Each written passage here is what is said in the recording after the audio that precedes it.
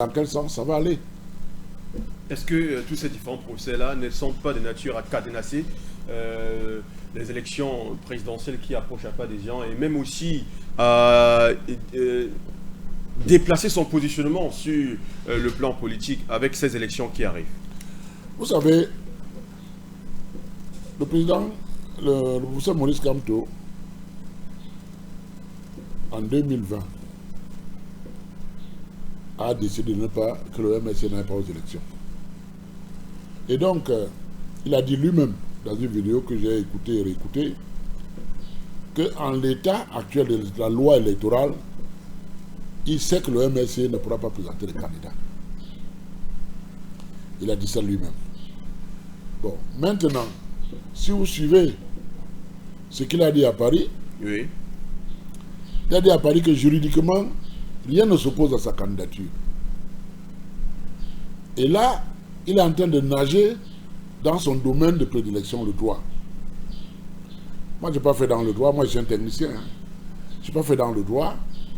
J'ai peut-être eu quelques notions de droit quand je suis passé par l'IRIC, avec des grands professeurs comme Narcisse Moeller, comme Bideux, Moussanga Nyamding, Alain Didier Olinga, et puis, comment il s'appelle, Jean-Louis Atangana, qui nous faisait même le professeur Moukoko Boudjo, qui nous faisait relations internationales, qui nous faisait droit diplomatique et consulaire, qui nous faisait beaucoup de choses. Et j'ai compris, le peu que j'ai compris et où je peux me limiter, c'est que dans les normes juridiques, il y a une hiérarchie. La Constitution est le top, suivi des traités, ensuite loi et le reste.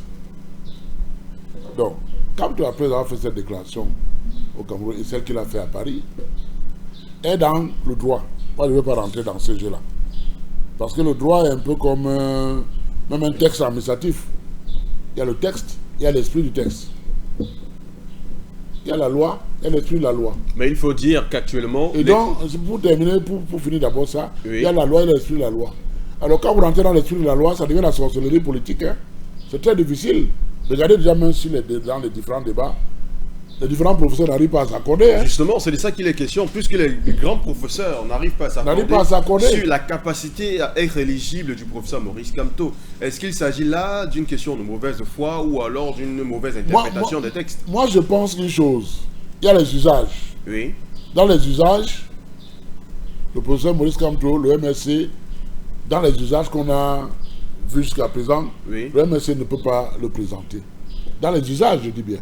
Maintenant, ils sont rentrés dans le droit. Peut-être qu'avant, personne n'avait fait attention.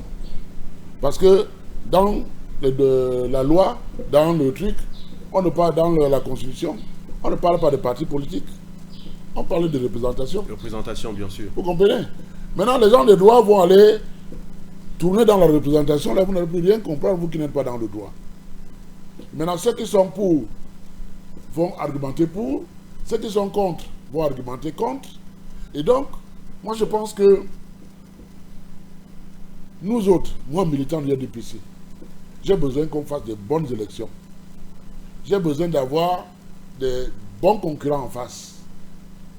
Je suis pour que tous les candidats, sans exception, même ceux qui n'ont pas les élus, même ceux qui n'ont pas 30 millions, qu'on baisse qu'on laisse le maximum de gens concourir.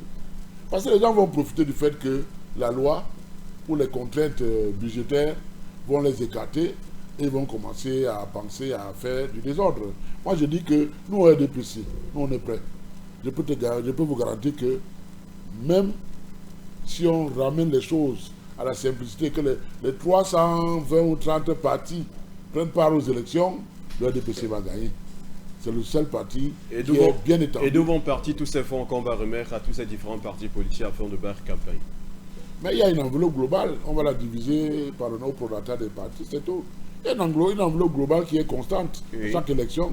Suivant le nombre de partis, ça vous augmente ou réduit votre coût pas. Vous n'êtes pas venu aux élections pour qu'on vous paye, ce n'est pas un salaire. Vous êtes venu aux élections parce que vous voulez aller présenter au Camerounais votre programme, être élu et améliorer les conditions de vie des Camerounais au quotidien. D'accord. Nous allons toucher de plein fouet. Donc, pour synthétiser, oui. Dans cette question concernant les blocages, il y a beaucoup de choses au plan administratif qui sont en suspens. Attendons quand on va convoquer le corps électoral. Quand les candidatures seront déposées, on verra bien celles qui seront acceptées, celles qui seront rejetées. D'accord. Nous allons toucher de plein fouet la thématique de notre émission qui concerne ce meeting de Maurice Kamto à la place de la République à Paris qui continue de faire mouche relativement aux différentes déclarations qui ont été faites.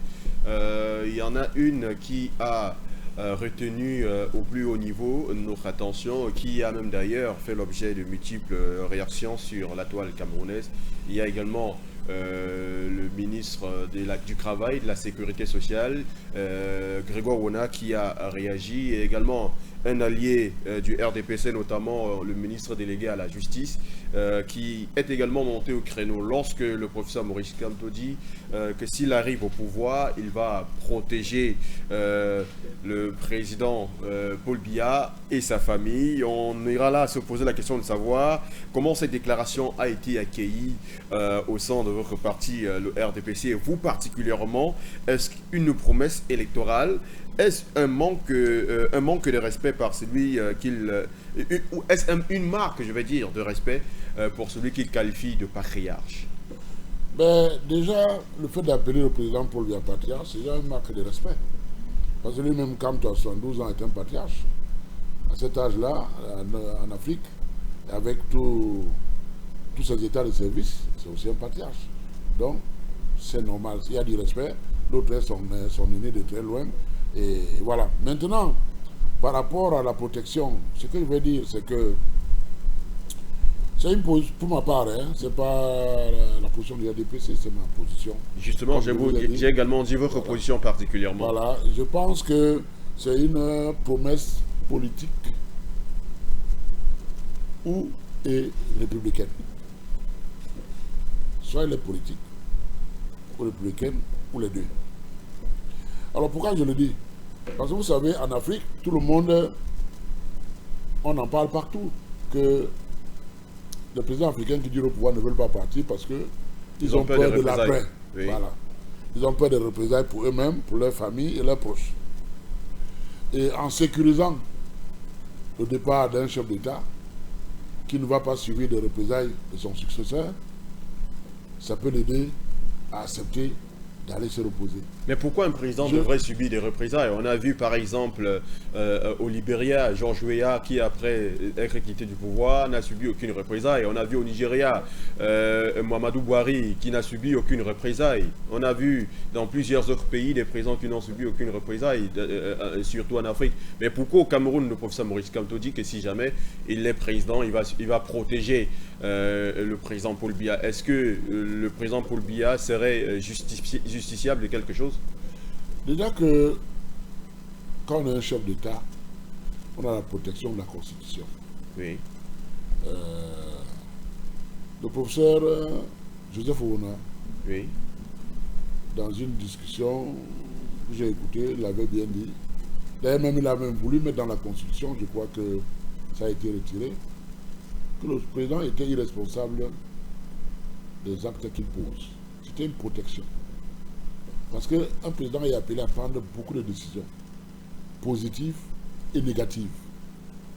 Et des positions qui engagent l'État. Et des positions qui sont prises pour des raisons d'État. Et par rapport à ça, il doit être protégé. Maintenant, il y a des pays où le président quitte sans problème, c'est vrai. Mais il y a aussi des pays où le président quitte et il retrouve des problèmes. Pourquoi? Parce que peut-être celui qui vient ne veut pas respecter la Constitution. Peut-être que celui qui vient est arrivé par coup d'État, il suspend la Constitution. Peut-être que celui qui vient est quelqu'un qui a souffert du précédent président et il veut se venger. Donc il y a une multitude de raisons qui peuvent justifier qu'un président n'ait pas envie de partir.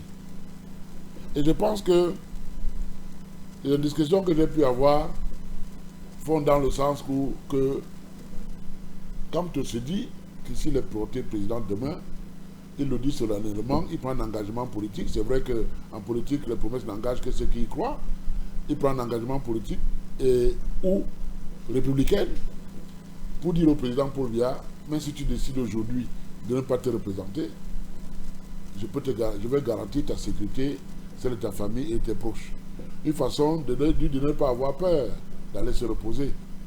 Donc, ça, c'est comme ça que je vois ça. Maintenant, il n'est pas président. Il ne sait pas encore si même sa candidature sera validée. Il prend déjà des avances comme celle-là. Maintenant, vous allez trouver d'autres gens qui vont dire qu'il est prétentieux. Comment il n'est même pas déjà sûr d'être candidat. Il dit à Paul Biya que j'arrive et je vais te protéger. Bon, c'est interprété selon les gens. Moi, je pense que avec les discussions que j'ai pu avoir, c'est beaucoup plus lié au fait que Paul Biya, s'il veut partir, qu'il parte, qu'il n'ait pas peur, que derrière lui, s'il lui calme tout, il le remplace, va faire une chasse aux sorcières. Donc vous estimez que cela est rangé dans un cadre de compromis selon lequel Maurice Kamto envoie un message clair à Paul Biya disant « Si tu as peur de partir, vas-y, je vais te protéger. » Je le dis pourquoi, parce que j'ai pris la peine quand même de m'approcher de quelques responsables de MRC pour demander « Mais c'est quoi ça ?» Oui. Vous comprenez? C'est un peu la réponse qui m'a été donnée. Justement. Donc je pense que si... Vous savez, le professeur Kamto, c'est quelqu'un... Les gens l'appellent le pape du droit. Il ne faut pas lire ses textes ou ce qu'il dit au premier degré. Il faut aller dans l'esprit de ce qu'il dit. Et dans l'esprit de ce qu'il dit, d'après ce qui m'a été dit, c'est ça. Alors, d'une manière ou d'une autre, il y a une question que j'aimerais poser. Est-ce que ce discours ne donnerait pas aussi le sentiment qu'il n'y a pas une sorte de séparation de pouvoir au Cameroun? Un président, ou alors un président qui devrait peut-être empêcher la justice de poursuivre un ancien président après certainement avoir commis beaucoup de frasques lorsqu'il était au pouvoir. Comment est-ce qu'on peut comprendre ça? Il y a une séparation relative des pouvoirs au Cameroun. Je dis bien séparation relative. Parce qu'au Cameroun, nous avons un régime présidentiel fort. Oui. Tout remonte au président. Même quand l'Assemblée travaille et prend des décisions, avant de les publier, elle s'en réfère au président de la République. Oui. Le Sénat, c'est pareil. Okay? L'exécutif, c'est pareil. Alors, la justice, c'est pareil. D'ailleurs, les présidents du conseil, la magistrature. Vous comprenez? Avec ce régime, c'est un système qui est propre et adapté à notre pays. On ne peut pas laisser une indépendance totale entre les corps, entre la justice, le judiciaire, le législatif et l'exécutif. Non. Comment? Si on le laisse, ça va créer beaucoup de perturbations. Nous sommes tous Camerounais, nous connaissons nos mentalités, nous connaissons nos habitudes. Je peux vous garantir que ça sera le chaos permanent. Parce que chaque pouvoir va toujours chercher à s'imposer et à bloquer le système, et le Cameroun ne va plus marcher. Donc il faut un arbitre au-dessus, qui est le président, qui permet de dénouer les nœuds gordiens.